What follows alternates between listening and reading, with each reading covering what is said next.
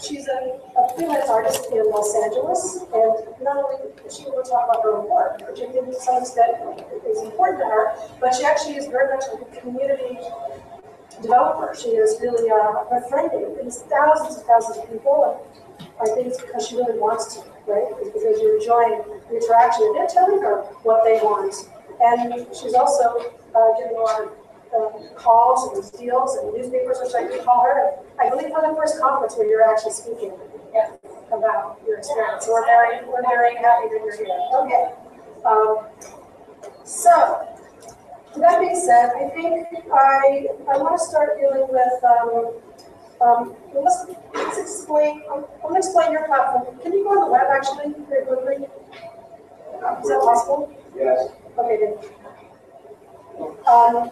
Let's talk a little bit about licensing content. I mean, there's all of these new content creators, and it's just it's almost like it's an embarrassment of riches, right? And you're providing a platform where people can just find it, and potentially they will emerge to where they'll be recognized. And in your case, you're someone that you somehow find them or they find you, right? And you're worrying about the legal deals behind that. What I'm interested in is, what is the... Oh, sorry. I'm looking at StarMakerInteractive.com. StarMakerStudios.com. We should focus on this.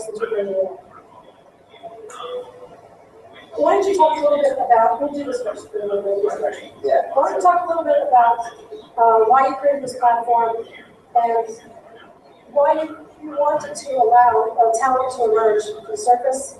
I mean, we see, American Idol and The Voice and all these other shows, but how are you doing something different? Yeah.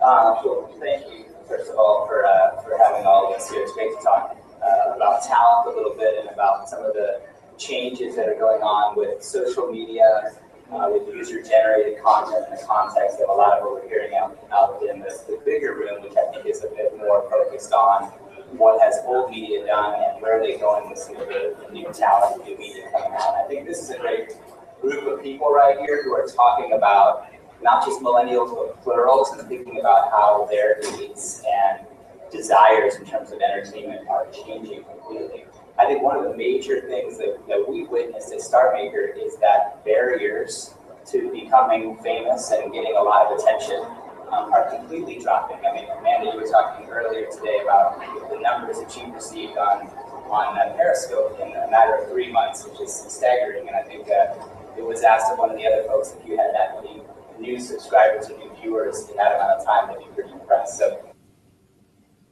So StarMaker specifically is a music talent platform for the digital age. You might think of us as something like an American Idol 2.0, a little Silicon Valley meeting Hollywood. What we have are a number of mobile tools, they're apps that allow anybody to create a piece of music video content.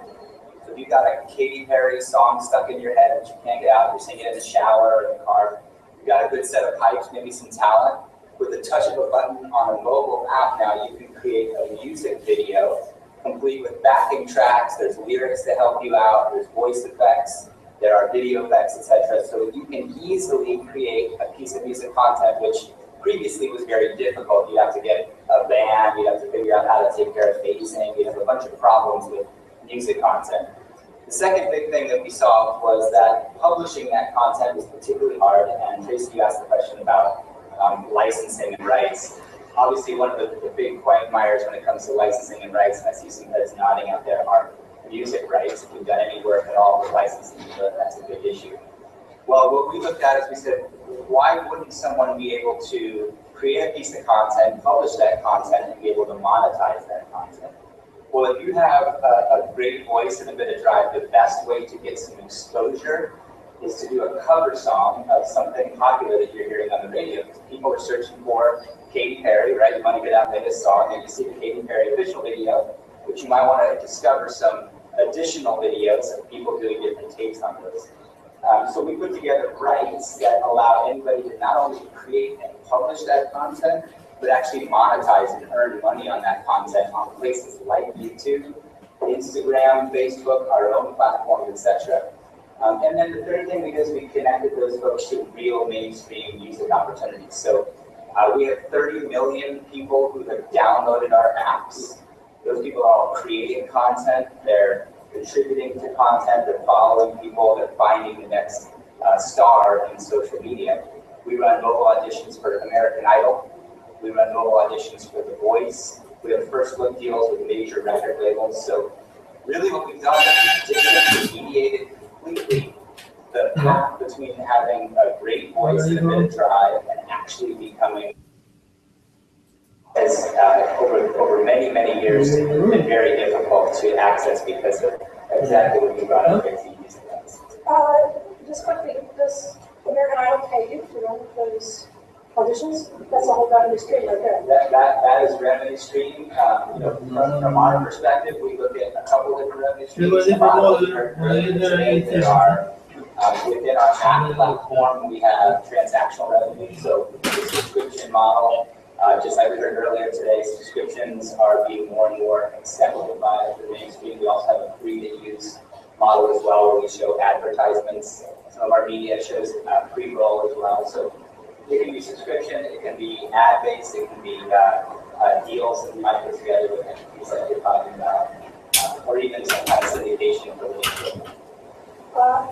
Jody. So you have revenue share deals with music publishers? Is that how it works? That's correct. So you collect the royalties and then you do a split between the artists and the publisher. That's exactly right. So we can administer all of the publishing royalties that would be triggered if a mass amount of people were creating synchronization between audio, video, and content. Cool. Is that by marketing or do you think is that legally sound? Absolutely, that's why I asked. Yes, okay. License it. You're not going to get a free license if the artists are monetizing content. So I assume that the publisher gets paid. Are you in the black then? Well, we're a startup, so we're supposed to spend more money than we make. And funding? Yes, we're funded. The most recent round was through the RAIN group, RAIN Ventures, who funds Vice and Takes Major. Are you good? My last question, and then I'll move on. You and I talked about this before, Brian, but I asked, listen to the channel of its own? The MCN of your own? Are we an MCN? We have a network within StarMaker, within the platform.